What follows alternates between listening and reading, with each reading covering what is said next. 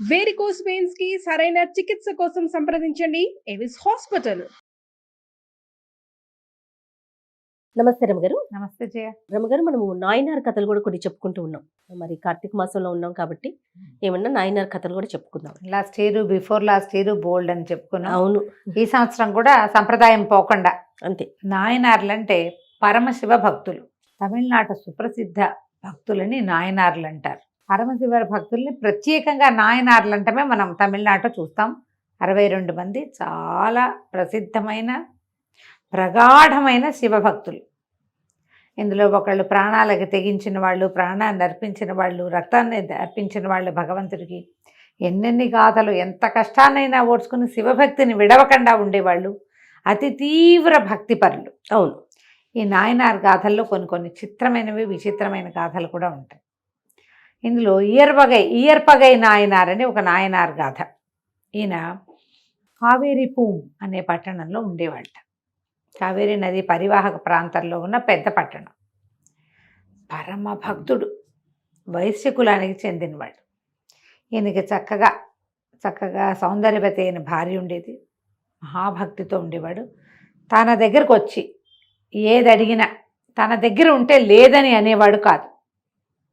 రేపటికి నాకు కావాలి, మాపటికి నాకు కావాలి, వీళ్ళకి ఇచ్చేస్తే ఎల్లుండి మనకెట్లా, మన ఇంట్లో ఏదైనా అక్కరొస్తే ఎట్లా, అలాంటి ఆలోచన పొరపాటును కూడా ఉండేది కాదు. ఆయన చిన్న సుత్తి శానం దగ్గర నుంచి ఇనపెట్టెల వరకు, ఒక పెద్ద ఇనపెట్టె కావాలి, మా పిల్లకి ఇవ్వదలుచుకున్నాను పెళ్ళికి, ఇనపెట్టె కొనే శక్తి లేదు అంటే మా ఇంట్లో ఉంది, పట్టుకెళ్ళు. తమ ఇంట్లో ఉన్న ఇనపెట్టె ఖాళీగా ఇస్తే ఎట్లా పెట్టేవాడు. దారే పోతుంటే ఎవరైనా అయ్యా ఒక వస్త్రం ఇప్పించంటే మీదున్న వస్త్రం తీసిచ్చేవాడు. కట్టుకున్న పంచె విప్పించి అంగవస్త్రంతో ఇల్లు చేరిన రోజులు కూడా ఉన్నాయట. ఆయన తమ దగ్గర ఏది ఉన్నా సరే ఎక్కడి నుంచి తెచ్చి ఇవ్వడం కాదు, తమ దగ్గర ఉన్నది కాదనకుండా దానం చేసేవాడు. దాత అని పేరు పొందాడు బాగా. పరమేశ్వరుడికి ఇతను నచ్చాడు. వీడు దాతృత్వం ఎంతవరకు వెళ్తుందో, అంటే ఇంకా ఎంతకి తెగబడతాడు దానం చేయటం కోసం. మళ్ళీ ఈ దానంలో బొట్టు పెట్టుకుని శివభక్తులకి దానం చేయటం ఆయన నియమం. ఎవరైనా సరే విభూతి పుండ్రాలు ధరించిన వాడు కనపడితే వాడు ఏదైనా అడిగితే ఇచ్చేస్తాడు. సరే, ఏం చేసేట పరమేశ్వరుడు ఒక బ్రాహ్మణ వేషధారిగా ఇయర్వగై నాయనారు ఇంటికి వచ్చాడు.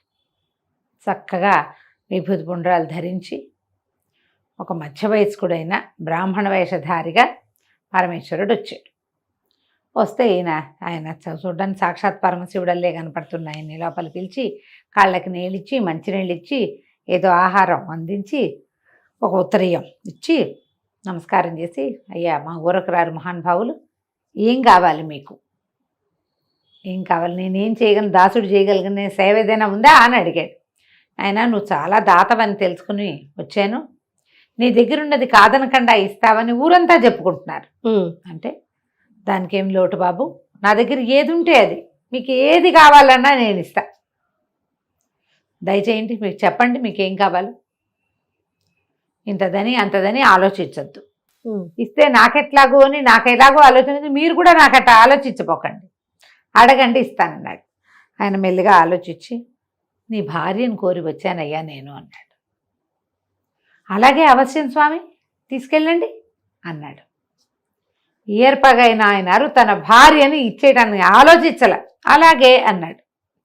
అక్కడి నుంచి లేచి లోపలికి వెళ్ళి భార్యకి చెప్పాడు. అమ్మాయి, ఒక ఆయన వచ్చాడు, శివభక్తుడు, విభూతి పుండ్రాలు ధరించి సాక్షాత్తు శివమయుడుగా కనపడుతున్నాడు. మరి ఆయన నిన్ను కోరి వచ్చాటమ్మా, నేను ఆయనకి అప్పచెప్తానని మాట ఇచ్చాను అనేసరికి ఆవిడ నిశ్చేష్టంగా అయిపోయింది. ఏమిటిది, ఏం జరుగుతోంది? కానీ ఒక నిమిషంలో తెప్పరిల్లి, శివభక్తుడు ఏది ఇచ్చినా శివుడికి ఇచ్చినట్టే అని భావిస్తాడు, పరమేశ్వరుడికి దానం చేయబడ్డా నేను అని ప్రాణాలు దిటవ తెచ్చుకొని ఇంట్లో ఉన్న పని వాళ్ళకి ఎవరికో చెప్పి వెనకాల వచ్చింది. ఇదిగోండి నా భార్య, స్వామి తీసుకెళ్ళండి అన్నాడు. ఇంతలో ఏమైంది, ఈ వెనకాల పెరట్లో ఈ కథ అంతా విన్న పని మనిషి పరిగెత్తుకుంటూ వెళ్ళిపోయి ఆ సందులో, ఇప్పుడు అప్పట్లో ఏంటంటే కులాల వారీగా ఇళ్ళు ఉండేవి కదా, పక్క ఇళ్లలో ఉన్న వీళ్ళ పెద్దనాన్న పెద్దండ్రి పిల్లలకి వాళ్ళకి ఆవిడ పుట్టింటికి కబురు చేసేసి వీళ్ళు అవి ఇవి సర్దుకుని వాకిలకు మంది దిగేసరికి ఆయన చుట్టాలు వచ్చి పడ్డారు. ఆయన చుట్టాలు రాల, ఆవిడ చుట్టాలు వచ్చారు. ఇదేమో ప్రతిష్ట. ఎవడో దారిపోయే బ్రాహ్మడికి భార్యను దానం చేయటం ఏమిటి? వల్ల కాదని అరిచి కేకలు పెట్టారు. మాణాకర్రలు తీసుకొచ్చారు కుర్రకారంతా కొంతమంది. ఈయన ఏమైనా సరే ఒప్పుకోలే. దానం అంటే నా దగ్గర ఏది ఉందో అది నేను దానం చేస్తాను. భార్య నాది, నాకు దత్తమైంది, నాకు దానం చేయబడిన వస్తువు, ఇస్తానంతే అనేసరికి చుట్టాలంతా అరిచి కేకలు పెట్టారు. కానీ ఈయన అన్నాడు, అయ్యా మీరు బయలుదేరండి అని బ్రాహ్మణ్ణి పంపించబోయాడు. బ్రాహ్మణుడు భయం వేస్తున్న వాడిలాగా పెట్టాడు మొహం.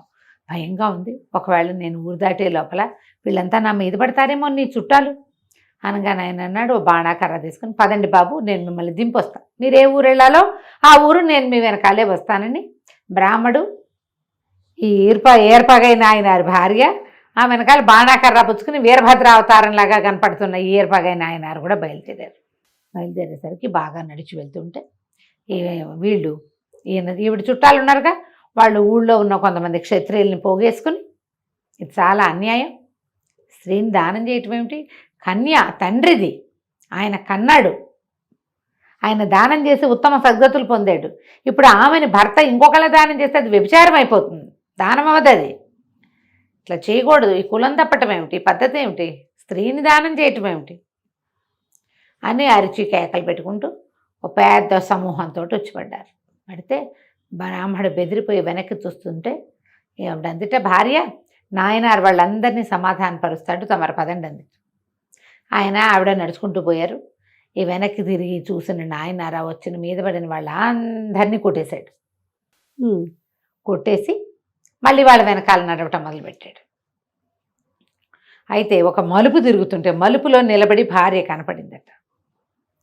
ఆయన కనిపించాల. ఈయనేమనుకున్నాడు, అయ్యో బ్రాహ్మణాయన శివభక్తుడు భయపడి పారిపోయాడేమో భార్యను వదిలిపెట్టి అని వెళ్ళి, ఏమే ఆయన వెనకాల పరిగెత్తుకుంటూ వెళ్ళొద్దు నువ్వు.